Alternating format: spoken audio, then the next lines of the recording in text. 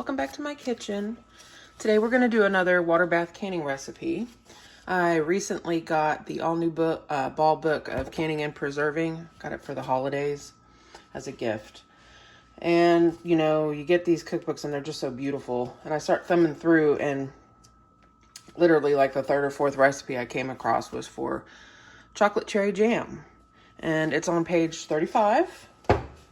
So if you want to follow along in your canning book, that just makes it easier for you to find. But when I saw this, I thought, you know, say no more, because I love the cordial cherries that you can get around Christmas time. I really like the dark chocolate ones, but this recipe looked really easy. It didn't have a lot of ingredients, and I was like, well, I have to try this. So you're going to want to start off with either a heavy bottomed pan, non-reactive, stainless steel, something like that. I'm just using my enamel pan. To this, we're going to add 6 cups of cherries. I'm using frozen cherries. The recipe does say that you can use fresh or frozen. Obviously, it's not cherry season, so I just went with organic frozen. These are lovely, and the recipe just says to rough chop them. So that's exactly what I did. Chopping them like that also gives you a chance to kind of go through them and make sure there's no little pieces of pits hanging behind, because these are, you know, pitted mechanically, and, you know, mistakes can be made. So to this 6 cups of chopped cherries, I'm going to add 6 tablespoons of pectin and 1/4 cup of bottled lemon juice. When you're canning, you never want to use fresh lemon juice unless it's specifically for flavor. This is for acidity, so you want to use the stuff that comes in the little green bottle or whatever brand you prefer, because the acidity is guaranteed.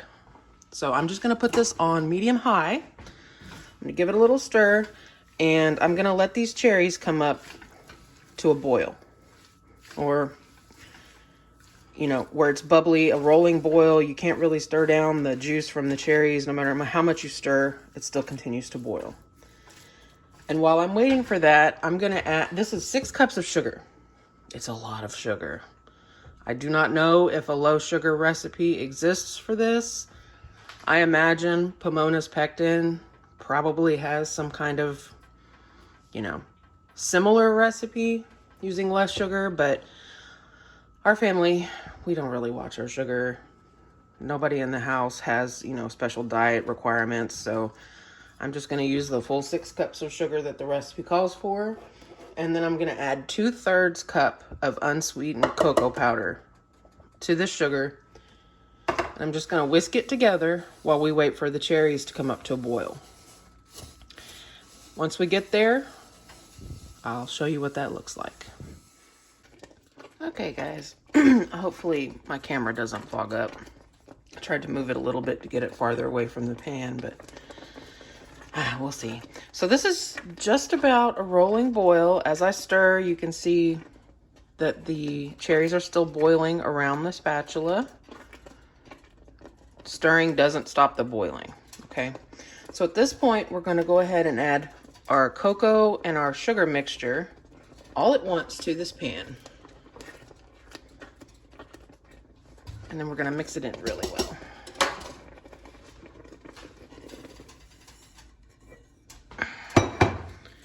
We're going to bring this mixture, we're going to stir basically until the cocoa powder and the sugar dissolve.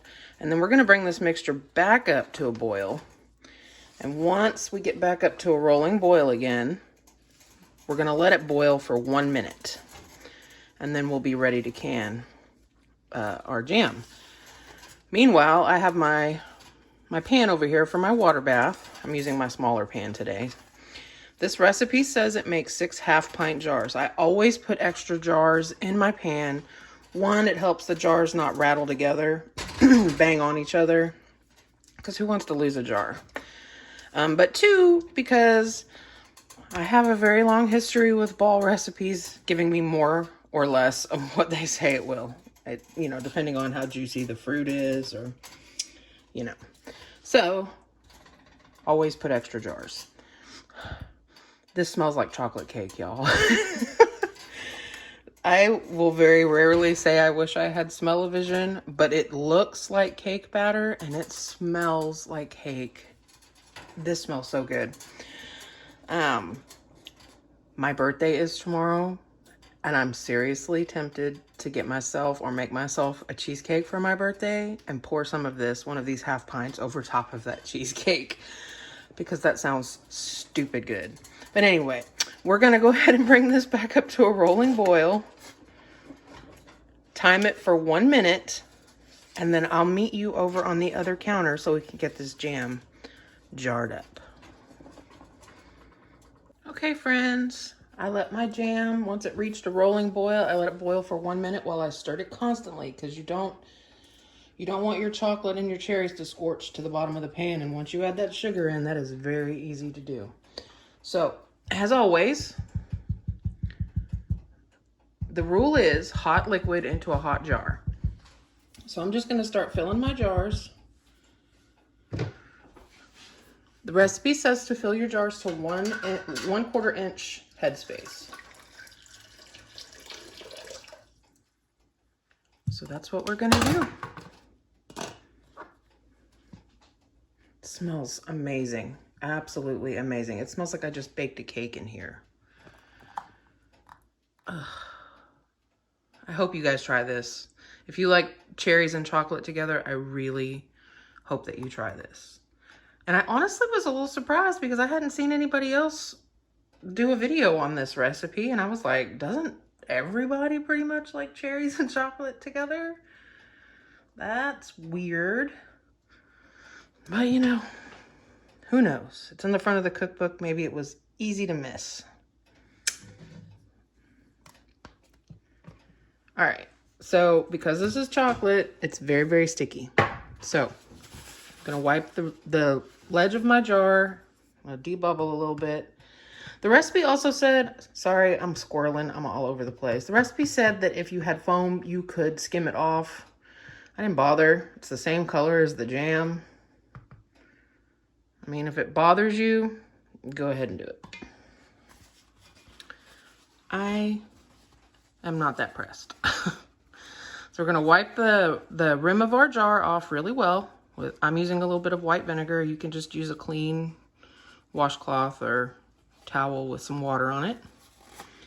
We're gonna put our lid on, center it, and then put the ring on, finger tight. And then I'm gonna get it back in the pan. I'll show you that one more time for those who may not be familiar with the canning process. I'm not gonna go too deep into this today, the processing. I have a whole canning playlist. I'll put it in a card up here if you are interested in checking out the canning process in more detail. Water bath canning. But today, I'm just showing you the recipe. So, pour our jam in, hot jam, hot jar. We're gonna fill it to a 1/4 inch headspace. And I know you don't see me using a measuring tool. I'm using the lines on the side of the jar to mark the headspace. I lost my headspace tool. So we're just using the threads on the jar. I think I actually need to take a little bit out of that one. Not much, just a little bit.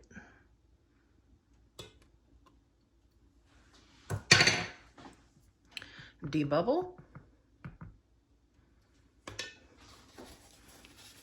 Gonna wipe the rim of the jar off.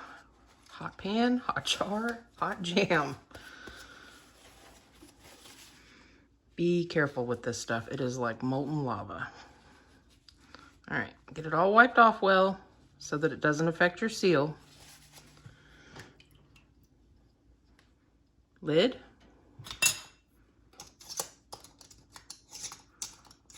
Ring. Finger tight. Back in the pan. So I'll be back when I'm done and I'll let you know how many jars I got. Okay, y'all, I ended up getting 8. 1, 2, 3, 4, yeah, 8 half pints. And there's actually still a little bit left over. I'm gonna put that in a bowl and stick it in the fridge. And I think I'm gonna put it on that birthday cheesecake I was talking about at the beginning. I probably could have just about gotten another half pint out of that, but my pan was full. So like I said, I'll just put that in a bowl and stick it in the fridge. So I'm gonna get the lid on my water bath canner. I've got my temperature turned up. Once it reaches a rolling boil, I am going to process this for 10 minutes. You'll need to adjust that time for your altitude. I'll leave a chart in the description box like I usually do, so that you know how to adjust the time for that. Once it's been 10 minutes, rolling boil, I'm gonna turn the heat off, remove the lid, let it sit for about 5 or 10 minutes till the water stops boiling and calms down. Take my jars out and I'll meet you then. All right, y'all, it's been a few minutes. The boiling calmed down a little bit. The only reason I really wait is because it's pretty chilly in my house. My house is like 160 years old, so very drafty. I'm gonna go ahead and pull my jam out of the canner.